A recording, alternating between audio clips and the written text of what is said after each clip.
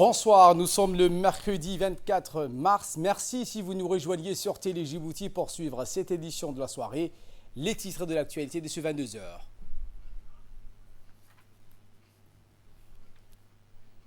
Le président a posé la première pierre du futur musée djiboutien. Et après l'inauguration de la Bibliothèque nationale, les archives, voici le démarrage des travaux du Musée national de la République situé à l'ancienne gare du chemin de fer djibouto-éthiopien, un lieu chargé d'histoire. Cette cérémonie a vu la présence des anciens cheminots, des fins connaisseurs de l'histoire du CDE, ce qu'on appelle de son acronyme en français, chemin de fer djibouto-éthiopien, en l'occurrence M. Ahmed Ali Absiye et M. Mohamed Khairé Roblé. Cette compagnie du CDE a accompagné l'histoire de la nation djiboutienne. La pose de la première pierre de cette compagnie du CDE remonte en 1897 et les travaux ont duré plus d'une décennie et sera inauguré en 1917. Les détails dans cette séquence. Le président de la République, M. Ismaïl Omar Guelleh, a procédé aujourd'hui à la pose de la première pierre du musée national du pays. Première dans l'histoire, plusieurs personnes ont marqué cet événement de leur présence. Outre les membres du gouvernement, plusieurs représentants des milieux politiques et économiques, tous les corps diplomatiques, mais aussi des hauts cadres du corps de l'armée. À son arrivée, le président de la République, M. Ismaïl Omar Guelleh, a été accueilli par le Premier ministre, M. Abdelkader Kamel Mohamed, et le ministre des Affaires musulmanes, de la Culture et des Biens Waqf, M. Moumen Hassan Barre. Situé à la place de l'ancienne gare du chemin de fer, un lieu chargé d'histoire, la construction de cet écrin va éveiller et élargir la curiosité de tous les publics en leur offrant un espace de découverte, d'échange, d'apprentissage, d'expérimentation, d'émerveillement, mais aussi de loisirs et de contemplation.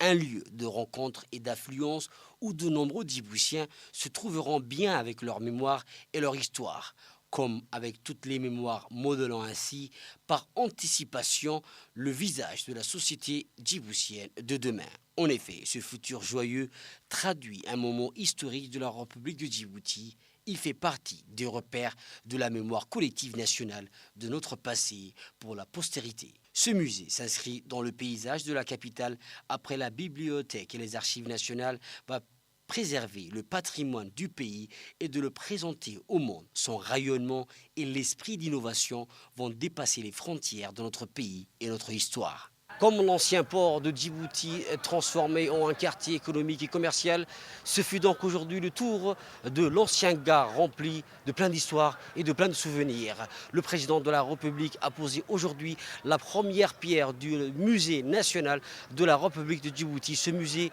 n'est autre que l'ancien gare de Djibouti qui s'est transformé dorénavant en musée national de la République de Djibouti. Ceci donc fait partie de l'un des plus grands projets de la République de Djibouti initié par le président de la République. Ce musée national va donc devenir le patrimoine de tous les Djiboutiens. Eh bien, cette cérémonie a été riche en couleurs où le niveau élevé d'animation s'est allié au nombre important de participants à cet événement. La célébration a intégré un important volet animation.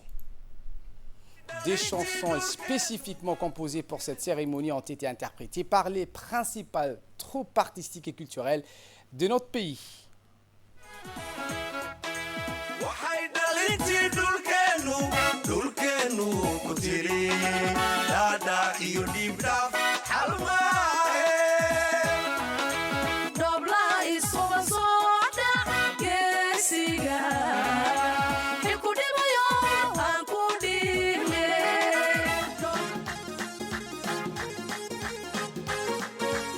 ما شاء الله عليك عليك يا اسماعيل ما شاء الله عليك عليك يا اسماعيل اليوم نوضع حجر الاساس لمتحف وطني في البلاد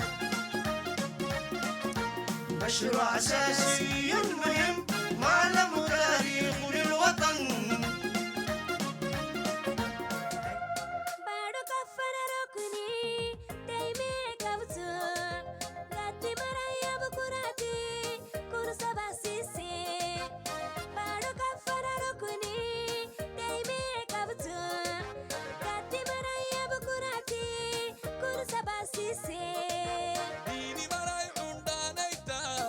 fadimmi haytamle hinki habte dini maray hundanayta fadimmi haytamle hinki habte.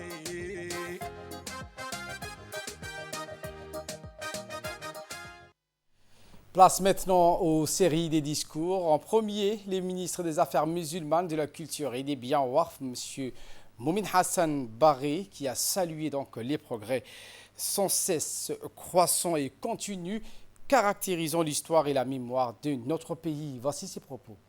En ce jour de fierté nationale, c'est pour moi un grand plaisir de vous accueillir, Monsieur le Président de la République, dans ce haut lieu historique, l'ex-gare de Djibouti, qui deviendra désormais le musée national de Djibouti.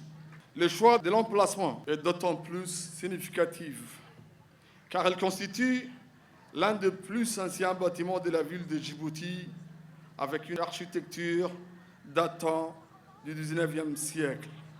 Le musée national de Djibouti représente une vitrine culturelle permanente illustrant le génie et l'esprit inventif de notre peuple. Monsieur le Président de la République, le développement de la culture djiboutienne fait partie des axes prioritaires majeurs du projet de société que vous avez initié pour placer notre pays sur les rails du progrès et de la prospérité. Vous avez posé, Monsieur le Président de la République, les jalons du développement culturel du pays à travers la création de ces piliers fondamentaux, à savoir la Bibliothèque nationale et les Archives nationales BAN, le Musée national de Djibouti MND, l'Office djiboutien de droits d'auteur et droits voisins ODDA, et enfin l'élaboration de la politique culturelle nationale PCN. Par ces grandes réalisations, nous complétons la chaîne des infrastructures culturelles qui contribuent, Inch'Allah Ta'ala, au rayonnement de notre pays. Ces accomplissements apporteront une valeur ajoutée à l'action culturelle dans sa dimension communautaire afin de consolider davantage la cohésion sociale et la solidarité intergénérationnelle. Je dois souligner au passage que nous verrons demain, Inch'Allah Ta'ala, la projection de l'avant-première du film intitulé Djibouti, que nous avons lancé à Kogi, en Inde, au début de l'année 2020, en présence des collègues et des amis djiboutiens et des promoteurs professionnels indiens du 7e art. Ce film, qui a été tourné à Djibouti, est le fruit d'une coproduction en partenariat avec une grande compagnie indienne. Monsieur le Président de la République, en vue de promouvoir la coopération bilatérale dans les domaines muséographiques, nous avons déjà entamé des contacts en vue de dégager et de mettre en œuvre des programmes de partenariat avec l'UNESCO et les autres institutions internationales et aussi régionales, notamment avec les pays de la Corne de l'Afrique, de la mer Rouge et de la péninsule arabique. L'un des objectifs de ces programmes est d'aider le Musée national à se doter des moyens matériels et intellectuels pour assurer sa position régionale dans le domaine culturel. Eh bien, la plus illustre des interventions faites à cette tribune de cet événement revient indéniablement au chef de l'État, son Excellence Ismaël Omar Guelleh. Voici ses propos de la première partie. Bismillahirrahmanirrahim. Alhamdulillah wa salatu wa salam ala rasulih al-amin, Sayyidina wa Habibina Muhammadin sallallahu alayhi wa sallam. Mesdames et messieurs, nous sommes réunis aujourd'hui pour poser la première pierre du Musée national de Djibouti, qui sera abrité dans l'ancienne gare de Djibouti. Ce patrimoine architectural centenaire revêt pour nous un caractère particulier pour la mémoire collective et individuelle, car l'histoire qu'il incarne réaffirme les valeurs de l'identité nationale dans toute sa fierté et dans toute sa richesse. Notre pays regorge de patrimoine matériel et immatériel ayant une importance culturelle, scientifique et historique. Il est donc impératif de conserver la mémoire en disant l'histoire. La réalisation de ce nouveau musée s'inscrit pleinement dans notre politique culturelle et répond à une nécessité impérieuse qui est celle de la transmission de notre histoire, de nos valeurs et de notre culture. Il nous faut donc les transmettre avec pédagogie, soin et passion. Et quand nous ne serons plus là, il faut donc des lieux de mémoire, d'histoire et de transmission. Il faut des objets qui incarnent, illustrent et documentent. Il faut des objets qui suscitent de la réflexion et de l'inspiration. C'est pourquoi l'implantation du projet du musée dans cet endroit même est un choix symbolique. Un lieu magnifique qui inspire beaucoup les Djiboutiens et les Djiboutiennes. Un écrin que nous comptons restaurer au service de la culture et de l'histoire djiboutienne. Mesdames et messieurs, le lancement de cette nouvelle institution patrimoniale s'ajoute aux autres institutions culturelles et artistiques du pays ayant vu le jour au sein du département de la culture. Cette nouvelle pierre à l'édifice a pour objectif non seulement de préserver notre histoire, mais également de pérenniser le rayonnement de notre pays dans cette région du monde qui a connu un brassage de cultures, de religions et de civilisations. Écoutons à présent la seconde partie de l'intervention du président Guelleh. Les collections d'art, les chefs-d'œuvre de l'Antiquité et les biens culturels qui y seront exposés, le Musée national retracera l'évolution civilisationnelle de notre peuple et sera ainsi une référence nationale qui contribue au renforcement du sentiment d'appartenance culturelle fondé sur une vision commune tournée vers l'avenir. Il mettra également en relief les richesses et les potentialités issues de la diversité culturelle de notre pays et constituera un carrefour où convergeront toutes les synergies afin de répondre aux besoins culturels de notre jeunesse. Il offrira en outre une variété d'expositions allant des collections traditionnelles et artisanales aux découvertes des fouilles archéologiques qui font émerger une connaissance plus large de Djibouti, de son patrimoine et de son histoire, permettant ainsi de contribuer à approfondir les repères de notre identité nationale.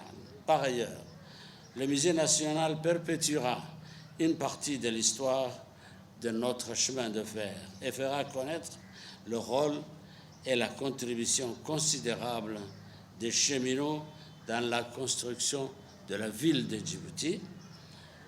Fils de cheminots, je ne peux qu'être fier, mais également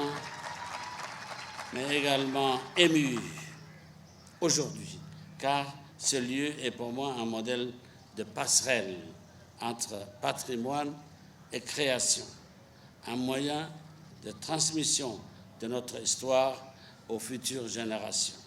Enfin, dans la droite lignée de notre politique de développement touristique, le Musée national de Djibouti aura une place de choix et constituera un levier de développement incontournable car il fera naître une nouvelle économie locale. Je félicite toutes celles et ceux qui ont travaillé sur ce projet ô combien important pour notre histoire. La réalisation, la préservation et surtout le rayonnement de ces musées implique toute la population de Djibouti. C'est un acte d'engagement que nous devons aux générations passées et que nous devons les transmettre à la génération de nos enfants. Vive la République. Assalamu alaikum wa rahmatullah. S'exprimant en langue locale, le président de la République a indiqué que ce musée fera partie des repères qui nous lient à notre passé commun et qui résistent aux affres du temps, se bonifie avec l'âge, qui nous projette vers le futur tout en gardant nos pieds fermes sur le socle de notre histoire. Le président de la République a indiqué que ce lieu sera un espace qui regroupe tous les objets qui ont marqué, que cela soit du domaine de l'archéologie, l'histoire, mais aussi l'anthropologie. Il sera un lieu qui rassemble tous les éléments portant sur notre identité, notre passé, et d'en faire donc de ce lieu un lieu de rencontre et d'influence pour de nombreux Djiboutiens. Fin de citation. À la primature ce matin, la représentante permanente de la francophonie auprès de l'Union africaine, Mme Zahra Kamila Ali, séjourne pour une visite de travail à Djibouti. Le Premier ministre Abdelkader Kamil Mohamed a eu une réunion de concertation avec Mme Zahra Kamil, représentante permanente de la francophonie auprès de l'Union africaine à Addis Abeba. Les discussions ont porté sur la coopération entre Djibouti et l'institution de la francophonie, ainsi que les moyens de le renforcer davantage. Madame Kamil a été également reçue ce matin par le chef de la diplomatie djiboutienne Mahmoud Ali Youssouf. C'était dans son cabinet. Le ministre des Affaires étrangères et la représentante permanente de la francophonie auprès de l'Union africaine ont signé une convention qui a pour objectif de renforcer la place de choix de notre pays qui va devenir un centre régional de l'enseignement de la langue française par excellence. Un centre qui sera également le rayonnement de la langue française pour toute la région et bénéficiera à beaucoup de pays comme l'Éthiopie, le Qatar, l'Arabie Saoudite. Djibouti se considère donc à la tête du pan de cette belle opportunité avec l'appui, selon Mme Zahra, de l'OIF. J'ai débuté ma carrière. Donc effectivement, le CREF a un rôle important dans le renforcement de la coopération entre l'OIF et Djibouti, un État membre très très important. Donc un État, il faudra également renforcer le rayonnement de Djibouti en tant que pôle francophone dans la région. Les priorités de la francophonie qui rejoignent celles de la République de Djibouti sont l'éducation, l'entrepreneuriat des jeunes, l'autonomisation des femmes. Donc je pense qu'aujourd'hui, il y a de nombreuses priorités que nous avons en commun. Et en tant que représentant de l'OIF, basé à Addis Abeba, mais travaillant sur la coopération entre Djibouti et l'OIF, je m'engage à faire de mon mieux et à rehausser et à renforcer la présence de la francophonie à Djibouti. Le chef de la diplomatie djiboutienne, Mahmoud Ali Youssouf, s'est également exprimé en ces termes. À Djibouti, qui est le centre régional pour l'enseignement de la langue française. J'aimerais commencer cette petite intervention par réitérer les félicitations du gouvernement de la République de Djibouti à Mme Zahra Kamil Ali, qui a été nommée à ce poste important par l'OIF à Addis Abeba. C'est une fierté pour nous autres Djiboutiens d'avoir une dame qui a de telles compétences, une reconnaissance donc de l'OIF à ses compétences et ce qui lui a permis donc d'obtenir ce poste extrêmement important. Le centre régional de l'enseignement de la langue française sera à Djibouti un centre de rayonnement de cette langue pour toute la région. Beaucoup de pays en bénéficieront, notamment l'Éthiopie et même des pays arabes comme le Qatar, l'Arabie Saoudite et d'autres. Djibouti se considère comme étant la tête de pont du rayonnement de cette belle langue que nous utilisons dans notre pays pour l'administration, l'enseignement, et nous continuons à essayer de la promouvoir dans un environnement qui n'est pas forcément francophone. Nous considérons que la République de Djibouti assume ce rôle de manière, reconnaissable, reconnue aussi, et nous souhaitons que la présence de Mme Zahra à Addis Abeba et l'installation de ce centre à Djibouti nous permettront d'ouvrir de nouveaux horizons, de dégager de nouvelles pistes sur des programmes, des projets qui permettront donc à la francophonie de rayonner davantage dans cette région du monde. Le ministre des Affaires étrangères de la coopération internationale, porte-parole du gouvernement, a reçu hier dans son cabinet le ministre des Affaires étrangères saoudien, le prince Faisal Ben Farhan Al Saoud. Au cours de la réunion, les ministres ont passé en revue les relations bilatérales et la coopération conjointe entre Djibouti et le Royaume d'Arabie saoudite. Autre réception, mais cette fois-ci du ministre de la Défense qui a reçu son homologue italien, M.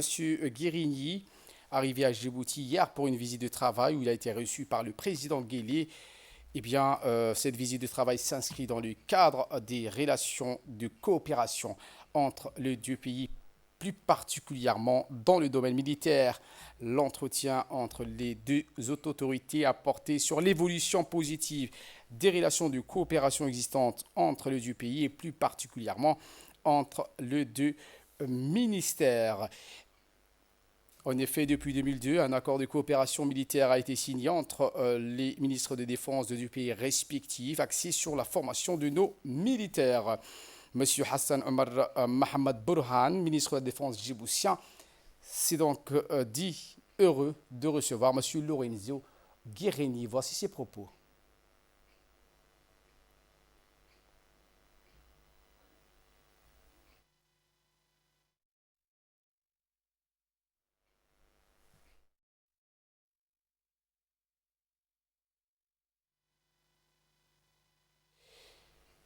Et donc, lui a dit de faire part son haute estime à son homologue italien.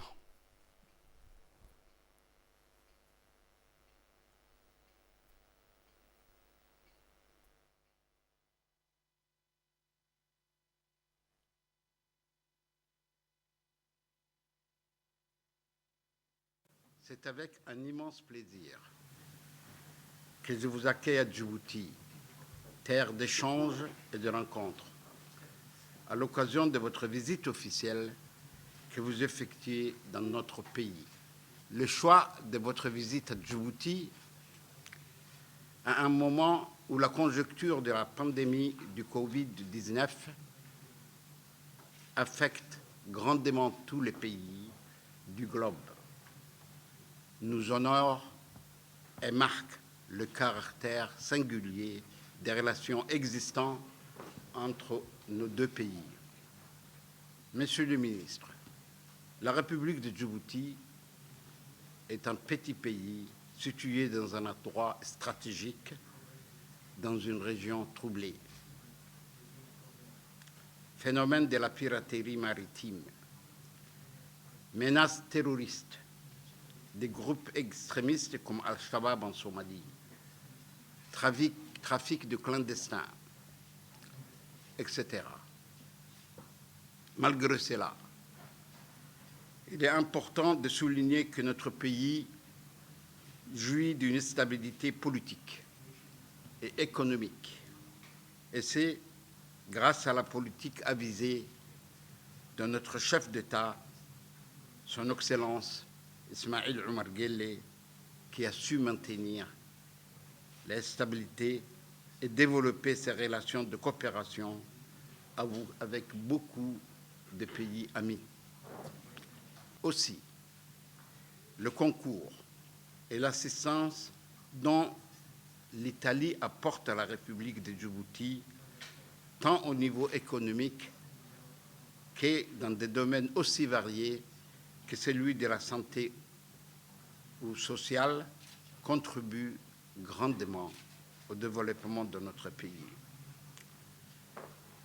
Monsieur le ministre, comme vous le savez, notre pays participe à la pacification de la Somalie.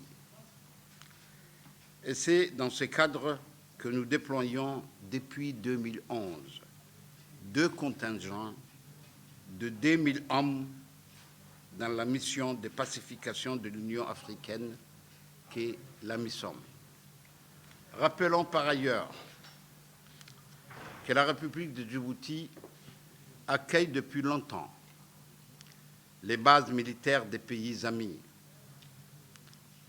dont la base italienne.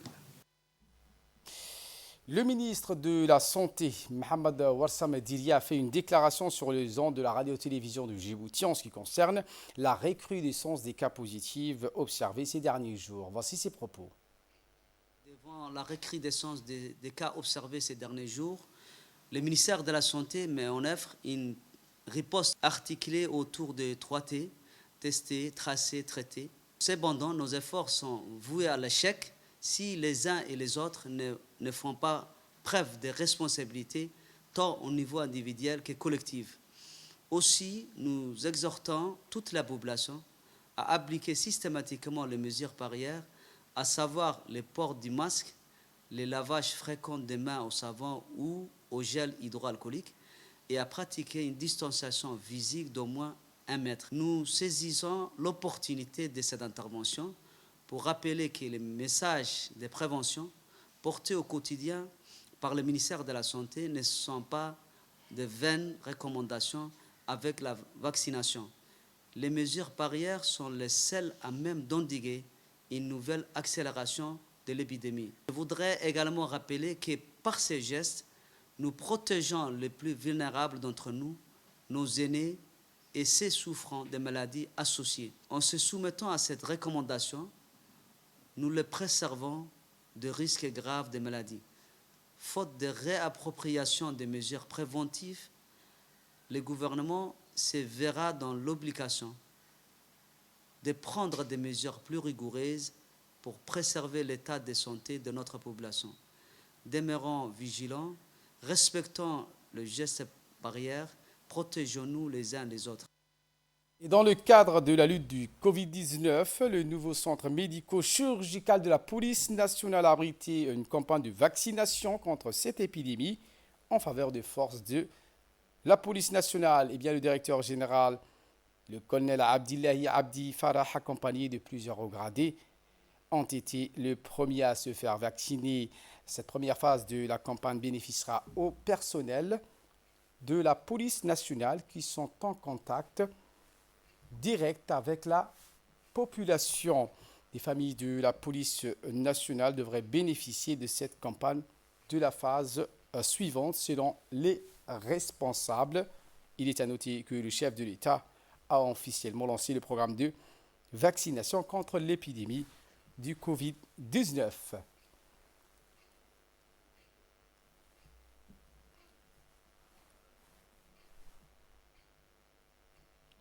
La décision de vacciner tous les policiers dans son nouveau centre. Ça a commencé aujourd'hui, la campagne va continuer. Nous sommes en coordination avec l'équipe qui est dédiée pour la vaccination, qui est attachée au ministère de la Santé et notamment avec l'armée sous l'égide du colonel Median. En priorité, nous avons vacciné les policiers qui sont actifs, notamment donc qui sont sur le terrain, qui sont en contact avec la population. Donc on a commencé par ces personnes-là et par la suite nous enchaînerons avec la famille des policiers. Toujours en nouvelle nationale, le Conseil national de communication a tenu une réunion à son siège aujourd'hui. Une réunion de concertation à la mise en place de l'impartialité lors de la couverture médiatique des meetings des candidats avec des représentants de la presse audiovisuelle et écrite. Madame Ouloufa donc s'est exprimée lors de cette réunion. Voici ses propos. Public que la presse privée. Nous avons donc l'accréditation de 2 presses privées qui ont été autorisées à couvrir la campagne électorale d'avril 2021, des élections d'avril 2021. Et donc, il était important que nous puissions faire un point sur tous ces éléments et qu'on puisse, par la suite, justement, ensemble, signer une charte de déontologie pour qu'une copie soit remise aux représentants des candidats.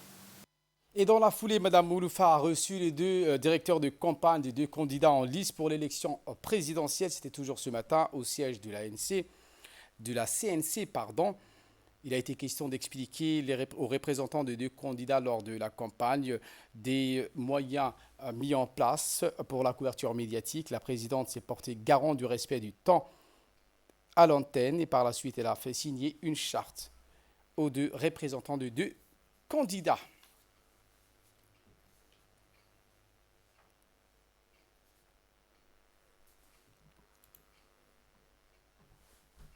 En nouvelle du monde, cette fois, je vous le disais en titre, c'est donc le froid et le renforcement des restrictions face à la hausse de contamination en Europe. Douche froide aux Pays-Bas, le confinement est strict du pays pendant 3 semaines jusqu'au 20 avril en cause une augmentation de contamination et des hospitalisations. Seule donc la conservation du couvre-feu est retardée d'1 heure jusqu'à 22 heures.